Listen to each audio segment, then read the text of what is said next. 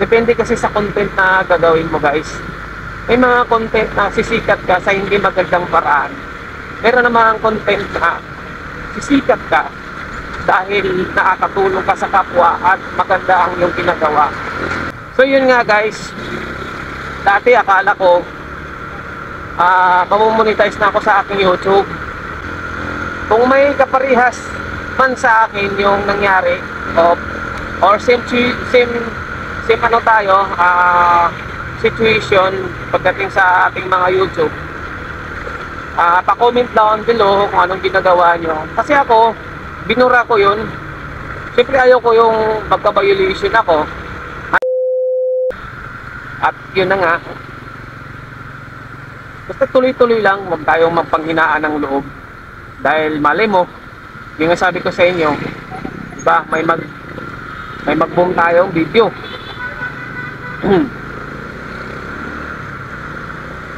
Kasi malay mo, hindi pa time natin sa ngayon. Tingnan mo, yung mga sikat, biglang sikat, diba? Bigla din naman silang bumagsak. Marami sila, maraming bumagsak. Yung iba naman, nagpapahype sila.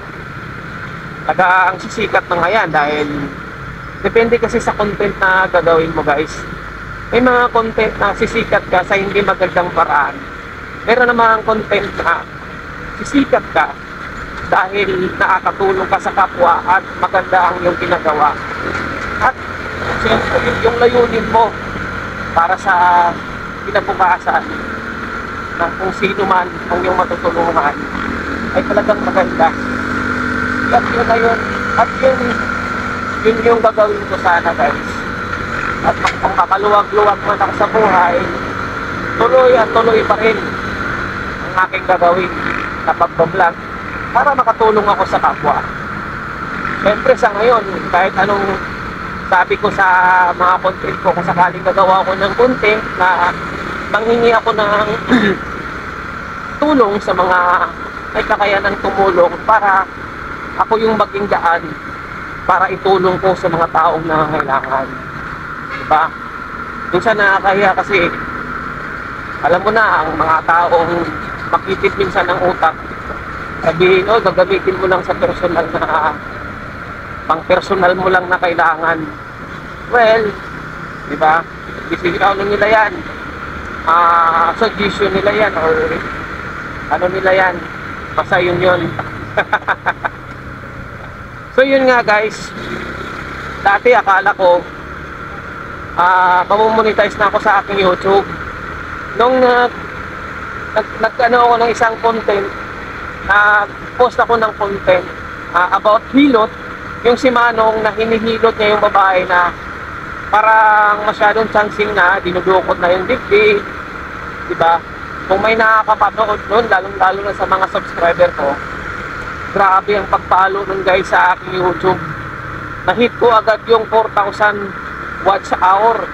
Ilang linggo lang, isang linggo lang, at saka nakompleto ko, guys, yung 1,000 subscriber at higit pa dun.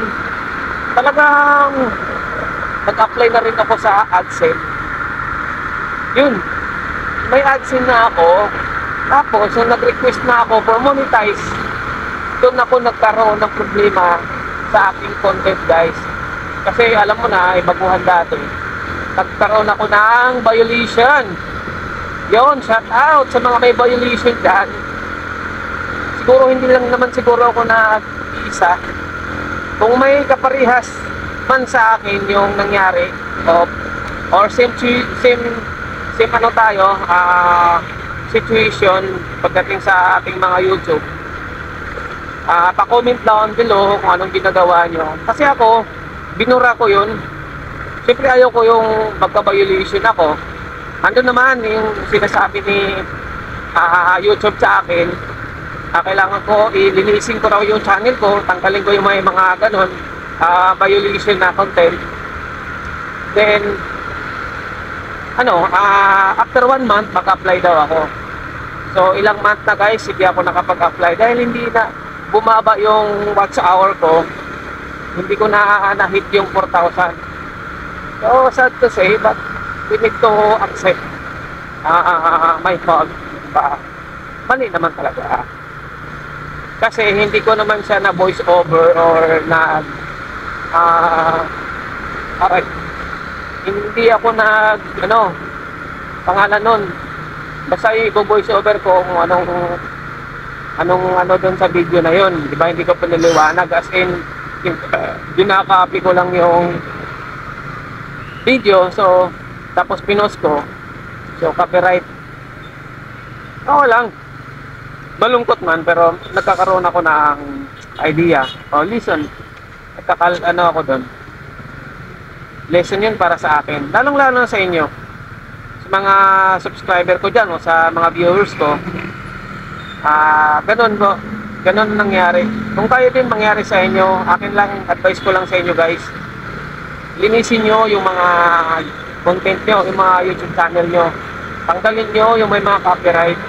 Kasi alam ko, kahit i-report nyo yan or mag-report kayo, mga may copyright dyan, na may nakalagay naman doon, pwede daw ayusin, tanggalin yung sounds na kung ano-ano. Pero guys, advice ko, burahin nyo na lang. Burahin nyo. Para walang gulo. At yun na nga, mag-focus lang kayo sa paggawa ng content na maganda. Tingnan natin kung talagang yun ay para sa atin. Kaya ipag-pray na lang natin sa may kapal o sa ating Ama na kung talagang para sa atin yung ganitong pagbablog, ayos. Kung hindi sa atin, ayos lang din. Malaking bagay yan guys, yung meron tayong YouTube channel, kasi para ka na rin, yan yung pinaka-album natin, diba? Pwede pa yan pag namimiss mo yung mga rides mo o yung mga pinagagawa mo sa buhay, yan yung pinaka-album natin guys, diba? Masisira man yung cellphone mo, masisira man lahat-lahat, at least meron kang YouTube channel, pwede mo siyang kalkalin, tingnan, panuorin mo yung mga memories mo doon. Di ba napakaganda nun?